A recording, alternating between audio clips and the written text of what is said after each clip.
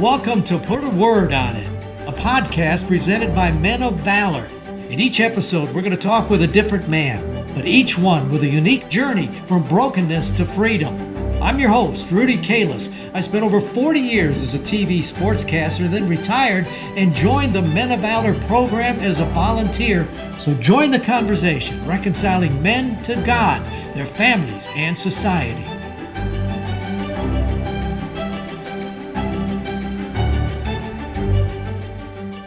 Welcome to another edition of Put a Word on It, brought to you by Core Civic. They've been wonderful partners for a long time. We thank them a great deal. Well, there's something shaking here at Men of Valor, and that we've got a lady who's in a very, very high position. Chief of Staff, Genevieve Muckle is her name, a former attorney with a background in her life that absolutely prepared her for the work that she is doing now. Men all around, but she's got a voice of power and reason, and I love to be able to spend some time with her. Here's Genevieve. Genevieve, Chief of Staff, what are you doing in a man's world? How did this happen? I've lived in them for most of my life, my professional career. Are you amazed that this has happened? That you really have a lot of responsibilities, and they saw it in you, but you're dealing in a world basically of men. Yeah, absolutely. Yes. How do you handle it? It's funny. I think a lot of it's a full circle moment for me. A lot of my church trauma and a lot of what happens there that brought me to my faith comes from this place of what women can and can't do. And so to come back to a place where I feel comfortable and confident and I'm learning all the time my shortcomings, but also where can we lean in?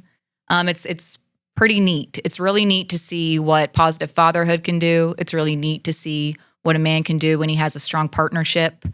The entire system can be changed for the better if we look through the lens of how can we empower people to be the best that they are, man, woman, whatever it is. Now you've got me interested. First of all, where did you grow up? Knoxville-ish. And so I was what does that mean? An Army brat until I was 5.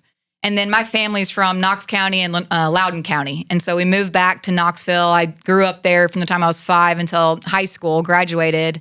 Went to undergrad in Colorado and lived there for a bit, came back to Knoxville, and then went to Alabama for law school for about 5 years, practiced there for a little bit, and then came back to Knoxville. Now I'm in Nashville, moved. You started in law school. Did you have any idea something like this might be a part of your future? Yes. Why? Yes. Why? My very first job out of college, my real big girl job, I guess, where I paid taxes, I was 22 and I started in felony sessions. And so that's the lower level of criminal court when everyone's seeing each other for the first time. Seeing the courtroom really for the first time. And I grew up in a bubble, quite frankly, in Knoxville. Come from, my dad's a doctor, my mom's a pharmacist. I never went on the wrong side of the tracks, if you will. And so felony sessions, I think every young person should start there, quite frankly. You start to see more of the world, how it changes, things that different from my socioeconomic and my upbringing and my friends. And so at that point, when I was 22, it was really easy for me to be excited when someone got a 10-year sentence. Or it was very either or. Either you were bad or you were good. Wait a minute, you wanted them to get a 10-year sentence? At the time, it made sense to me that if you did something very bad, I didn't understand the why. I didn't understand that there was some complexity to that. I was not yet living in the gray. And so seeing felony sessions, beginning to work with young girls at risk for gang behavior, and going into governmental housing and being with them and eating with them, meeting their families, beginning to understand what poverty truly looks like, what a different system that I grew up in, what having an incarcerated father or mother looks like. I began seeing that the things that I thought were easy, black and white, that it wasn't like that. It was completely different, and a new paradigm. It changed the entire way, I think. And so, yes, that's the moment I knew I needed to study this system. I needed to understand it because it's connected to everything. You said something at the beginning when we started talking. Was a faith trauma? A little church trauma. Church trauma. Yeah. Explain that to me.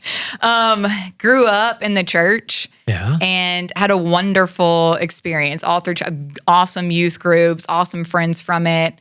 And then about the time we get to that, 13, 14 years of age is when the conversations began as to what are women allowed to do in the church. And I am loud. I'm a little outspoken. I guess sometimes for better or worse, I'm not afraid to insert myself. And I always felt this compelled toward some of the things that I was being taught were for guys, were for boys, and not for girls. And so the Proverbs 31 was used against me. There were, all kinds of verses as to I've really never wanted children. I really sought out professional career in doing those things. And it was always told, you will be saved through childbirth. I mean, there was pretty stringent thought upon what I thought I was called to do and to be in the world. And that did start a lot of the thought of, well, what is the church saying? Am I really supposed to be doing this? Am I the one that's completely wrong and mishearing what the Lord I feel is telling me? And so that was probably the start of my church trauma as to I feel called and compelled here, but clearly I'm wrong because the church is saying this. That's so interesting. That Proverbs 31 also has a verse in it at the end. I think it's verse 8. Open your mouth for the speechless in the cause of those who are appointed to die. Speak on behalf of the poor and the needy. So I think now all of a sudden, when did this transition in this law work then all of a sudden open your eyes to Men of Valor? When did that come into your thinking? Well, I worked for a place called Fourth Purpose. So I was at the DA's office for a while, district attorney's office, working with victims of crime. I went on to law school and then worked as special counsel for the sheriff's office. And that was probably what people would say are the worst of the worst. I worked in child pornography, child abuse, domestic violence, elder abuse, and animal abuse. And so that was another time when I started to see 99, I'd say, %. Don't quote me on that. That's anecdotal. Most of the people who perpetrated on children themselves had been perpetrated on, which does not justify, but again, it helps me understand what happens in our lives with trauma, with what's going on that I never understood. So continued on that path, had some jobs in between, but ended up back at Fourth Purpose Foundation, which the whole goal is to make prison a place of transformation, and found my niche. I found what I was supposed to do. And AC, Anthony Charles from Men of Valor, actually discovered me as to, he's like, I'm going to take a chance on this lady and talk to another one of our staff, Brian Belser, when they began in Knoxville, and said, am I crazy if we were to hire Genevieve? To which Brian quickly said yes. But they talked it out and prayed about it and said, I think we should say we'd like her to have a job here. And thank God. But I look at your journey. First of all, you're on the side of saying, yeah, give them 10 years for what they have done. Then you're on the other side realizing, wait a minute, there's the victim side. You've been balanced on both sides. So what is your vision with men? What do you see with these men here at Men of Valor and what this program is doing? Most of this goes back to, there's redemption. There's the transformative nature of what relationship with Jesus and understanding what you know about yourself, and identity. And there's public safety for me. When you live in a world where all you see are bad apples in the district attorney's office, when all you see when you work at the police, the sheriff's office are bad apples, you start to think the world's a little bit like that. And so transforming what victims go through, they're not a part of the system. We used to tell them, and this was a long time ago and not healthy, but when they were a victim, that you're a witness for the state. It doesn't matter what you want to do. It doesn't matter if you want to prosecute. They never are given a chance to heal, nor is the defendant, the person who's done the crime. They can never talk. They can never say, here's why I'm harmed. Here's why I'm hurt. Here's why I did this. There's no opportunity for that kind of rehabilitation, working together, understanding the other. It's very adversarial, up until the very last minute when you see people who have been fighting for decades to get this sense of what might be vengeance or justice, when really there might have been time in between if the victim had ever been allowed to be part of that narrative or part of the story as to what's going on here with their life. As deeply involved as you are now with this program, what do you see amongst these men on this campus? Can you see lives turning? Yes. You can see it in the prison. When you walk in, you know this better than anybody, there's a sense of how dark so much of it is, and then a sense of just this bright light and freedom for those who have found it in a place that's settled. And the same thing here, when you watch guys first hit campus, just this glazed look of what have I chosen to do, and stress. I'll never forget a man, he grew up in West Memphis, gang behavior his whole life, tattoos, all of it. And he got in my car. We went to Walmart. He was like, what is all this stuff here? He'd been in for 20 something years. And he got in my car. He's looking at all the buttons. He was freaked out. We get back to campus and we sit down and he just started crying. And he's like, GT, I feel like a baby. And watching him grow and transform and gain confidence in something outside of the identity he had always given himself and find power outside of that is pretty amazing. I have the best job ever. You put faith into a man's heart, you can change his whole life. That's what this program does. That's the bottom line of it. The name of the program is Put a Word on It. This one, huh? This one is, yeah. What do you think? What's a word that might come to your mind? Well, I just happened to bring a sword with me, Rudy. All right, read it. I'm going to bring you down to one word, though. I'm going to do it. I've got to give you a little bit of a backdrop. Do it. John 13. All right. We've got he knows what's happening to him. He knows that it is imminent upon his death here. And what he does is we start this chapter with Jesus washing his disciples' feet. Oh, yes. Loving them.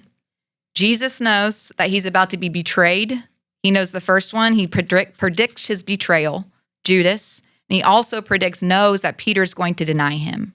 And he talks about this. He hints at it. But he washed their feet long before that, right? He knows this. They don't know it. And the last thing he says, and this is where I'm going to get my word, but a new command I give you. This is after he's washed their feet. This is after he knows about the denial. A new command I give you, love one another as I have loved you.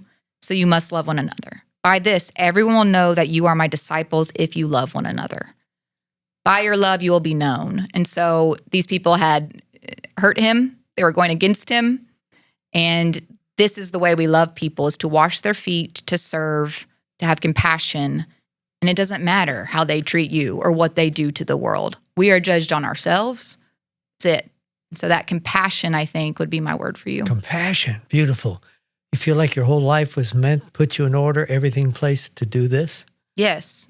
I mean, you can't never say anything's your life's work because you don't know where God's going to take your crazy life, your one wild, beautiful life. At this point. Yes, I think it's a crazy culmination of a lot of things that have brought me to a place of joy, bliss, purpose, a different kind of confidence that I think I left behind for a long time, and a place where I get to constantly get my ego kicked of what is service, what is truly loving someone, what is frontline work, and how can we trickle and be very intentional in growth and what this program looks like.